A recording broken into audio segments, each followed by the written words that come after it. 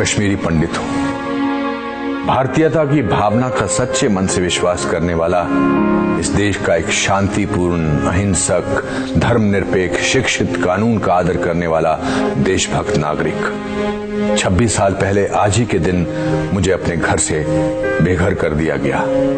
ये मेरी कहानी है। 1999 के शरद ऋतु के आते आते कश्मीर में आतंकवादियों का बोलबाला था। राज्य सरकार ने अपनी सभी जिम्मेदारियों का त्याग कर दिया था और किसी प्रकार का कोई प्रशासन नहीं रह गया था। आतंकियों के फरमानों ने कश्मीर घाटी को अपने लपेटे में ले लिया था। ऐसा लगता था जैसे भारतीय होना मानो एक गाली हो। आतंकवादी हिट लिस्ट जारी करने में लगे हुए थे। हर वो शख्स जो भारत समर्थक था उसे मुखबिर करार दिया जाता था। उसको मारना जिहाद था और पुण्य भी। प्रमुख कश्मीरी पंडितों को पहले से निशाना बनाकर मारा जा रहा था। सामाजिक कार्यकर्ता टीकालाल टप्लू को सरेआम दिन दहाड़े श्रीनगर में मारा गया। नीलकंठ गंजू को करणनगर में मार दिया गया और उनका शव सड़क पर कई घंटों तक पड़ा रहा। वकील प्रेमनाथ भट्ट की बेरहमी से दक्षिण कश्मीर के अनंतनाग क्षेत्र में हत्या की गई। अनगिनत अज्ञात पंडितों की निर्मम हत्याएं की गई। संदेश स्पष्ट था।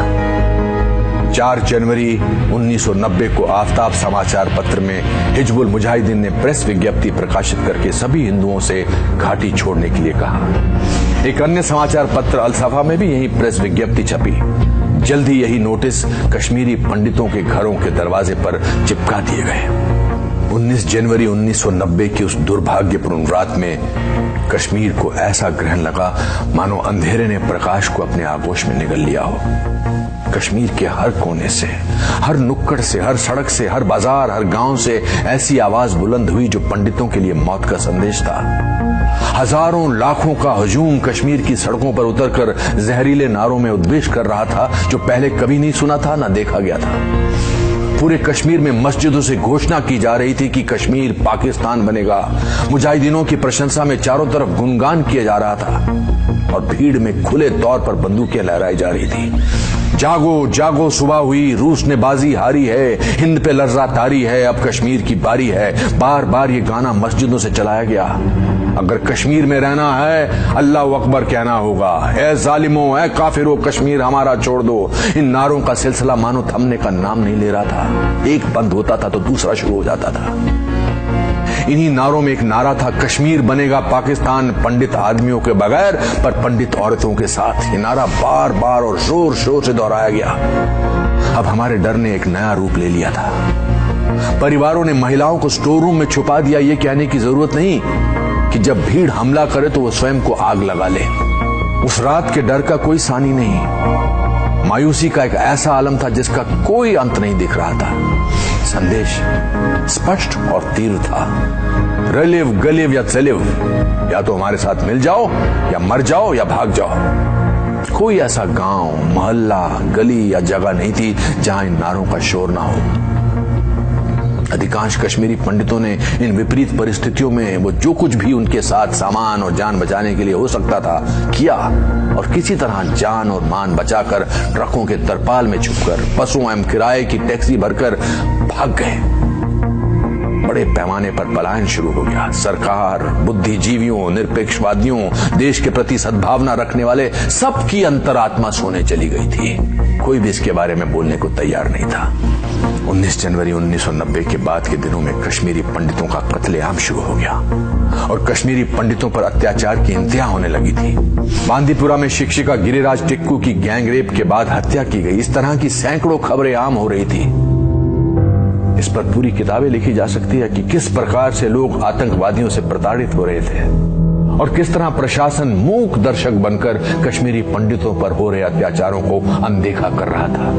1991 तक ज्यादातर पंडित घाटी से पलायन कर गए और उन्हें जम्मू के दुर्गम स्थानों में कांटों व धूल भरे टेंट शिविरों में रखा गया। 60,000 से ज्यादा परिवारों ने पलायन किया और उनको ऐसे शिविरों में रखा गया जहां शौचालय जैसी मूलभूत सुविधाएं भी नहीं थी। एक परिवार को एक टेंट अलॉट किया गया जिसमें 10-10 सदस्य कभी कभी साथ ही सोते थे। निजता का नितांत अभाव था। इन शिविरों में काफी बड़ी तादाद में बीमारी से मौतें भी हुई। ज्यादातर मौतें सांप के काटने और अत्यधिक गर्मी के कारण हुई। कश्मीरी पंडितों को मरने के लिए छोड़ दिया गया था। पंडितों के हजारों घरों, सैकड़ों मंदिरों को जला दिया गया और जमीन में ढहा दिया गया था। ये सब एक बहुसांस्कृतिक धर्मनिरपेक्ष भारत में हो रहा था। जो पंडितों की छोटी संख्या अभी भी घाटी में रह रही थी, उनके साथ नरसंहार किए गए थे। आतंकवादियों ने 2 महीने के बच्चों को भी नहीं बख्शा। पंडित के पूरे गांव को साफ कर दिया गया।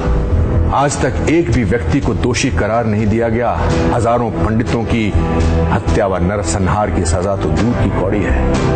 किसी ने इस नरसंहार और पलायन पर कोई इस प्रकार की चिंता प्रदर्शित नहीं की। हमारे घर सूने पड़े हैं, मंदिर अपवित्र हैं, सब कुछ ढहने को है। 26 साल के बाद आज भी जम्मू के बाहरी इलाके में अपने देश में शरणार्थी के रूप में कश्मीरी पंडित अभी भी शरणार्थी शिविरों में रहते हैं और जहां उन्हें ज्यादा सहायता भी नहीं दी जा रही है। आज की सोशल मीडिया की पीढ़ी में जब दुनिया में गरीबी बढ़ रही है और लगभग सब कुछ उंगली की टिप पर उपलब्ध हो रहा है, तब भी हमारे अपने देश के नागरिकों की उनके अपने देश में ही दुर्दशा बनी रहती है और उन्हें उनके हाल पर यूं ही छोड़ दिया जाता है। इस सब के बावजूद मैं आज भी उम्मीद करता हूं कि हमारे साथ इंसाफ हो। जय हिंद।